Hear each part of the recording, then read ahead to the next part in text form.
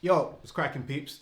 Let's get straight into the video. You would have noticed that my channel's been kind of like up and down with my upload schedule as well. I haven't really been uploading the same way that I used to and blah, blah, blah. And I had to go through some exercises to figure out why that was and whether to continue. And I wanted to share that with you to explain it, but also if you're going through like a similar phase, then this might help you. So I had a kid.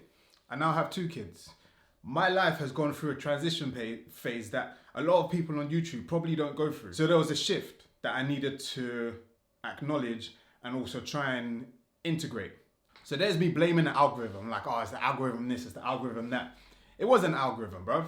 You introduced new content to a channel that you started as purely fitness channel. Trying to feed that new content to a new audience needed to take a bit more tact. See, the thing with this social media game, right? It's hard to know who you are when you let the metrics decide on who you are. I knew that if I posted 5 tips to get bigger arms, wide search. If I post something that's slightly off, then the views would be low. So what ended up happening is I would introduce new content. I'll be like, rah, that didn't bang for like the first 2. Maybe I should stop, you know, rather than keeping it going, because the response on those videos were actually pretty good. If I kept going, I would have refined my skills to find the perfect balance. I needed to do this exercise that my sister actually recommended, so thanks, Steph, to redefine who I am. So a lot of these times in these situations, when you're trying to introduce new content or you're just trying to start new content, so this is for the people that want to start YouTube, you start looking at other people and you be like, oh, well, they did this and they did that, and their channel, that niche is really banging at the moment. So then you're watching these people, then you become influenced by what they're doing, and then it starts clouding your judgment, and then there's all these other things like branding, blah, blah, blah, blah. So many voices coming in from external sources, plus your own multiple voices, plus the voices of people that you see, other influencers, and you're just like, then it just clouds everything. What you're actually thinking isn't actually what you want to move forward with. And because the views are so rocky, the initial thought process and the initial execution of when I first started the YouTube channel of you just keep going. You put out the content the best you can and you just keep going. It doesn't have to be big, it doesn't have to be perfect, but that all went out the window, and then I'm looking for that viral big hitter. Oh, well, that one blew, bodybuilder does gymnastics, that blew, yeah? So then start trying to do that all the time. What happened to the building blocks? That's like trying to replace the roof on your house when the bricks in the foundation are rotting. So at that point, what I feel happened is, it stopped being a story that I was telling of, this is how you can get from here where you're not swole or jacked or whatever, and you wanna lose weight or whatever, and I'm gonna take you on this journey to get to where your point is.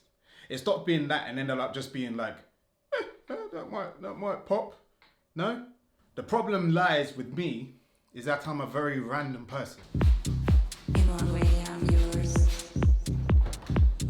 In one way, we're strangers.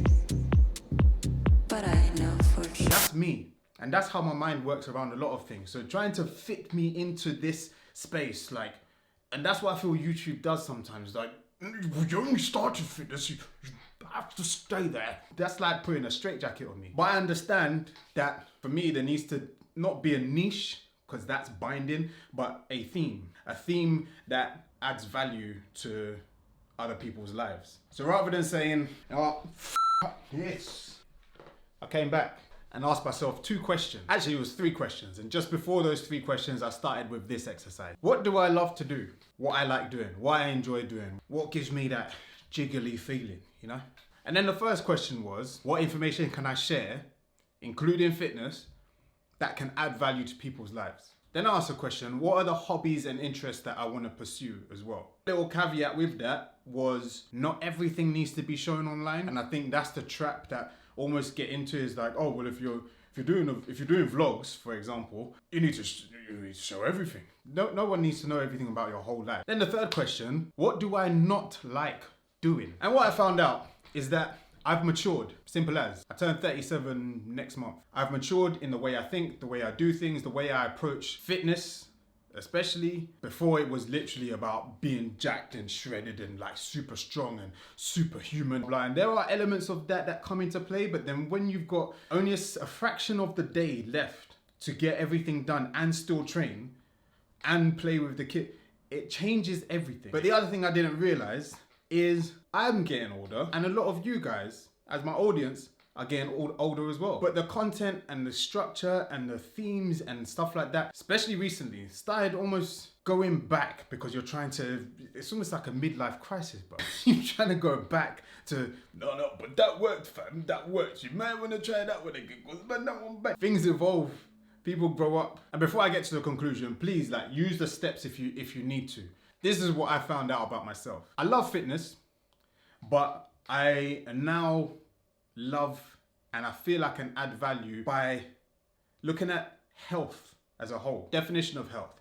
Health is a state of physical, mental, and social well-being. What fitness has become is, I need abs, bruh, but it started to click more about adding value in the whole spectrum of just being healthy. Secondly, will always be my family. The family dynamic and relationships and stuff, I feel like there's some value that I can add there. I don't know how that's gonna look, but there's space for that. And then thirdly is creating content. I've been creating content for years. I learned Photoshop when I was 15 years old, when I was on work experience, and I've taught myself from that point how to do all this crazy stuff that I do on Instagram. Most of the edits that you see on here, I can add a lot of value, especially in this state of the world at the moment, to be able to empower people with the skills to be able to start your own thing, whether that's your own Instagram that has creative concepts. So I'm not gonna tell you the exact type of content that you can expect, but I will tell you the loose theme of what my channel is and how I feel like it will impact the most people. Health, family, well-being, and content creation. Let's call it visuals. Yeah. What I want to do is I don't want to alienate people that have joined the channel, but I know that the new approach isn't going to satisfy everyone, and I'm fine. But you guys that do want to follow along, let's make this the resurrection. The resurrection of the Gabriel Say channel.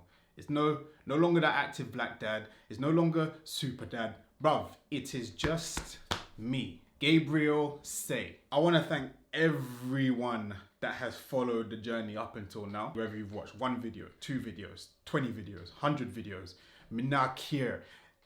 Thank you for sticking by me through this mental shift that I've been spending probably about 2 to 3 years trying to figure out. I appreciate you. I really do. You know what to do. Smash the ting, yeah?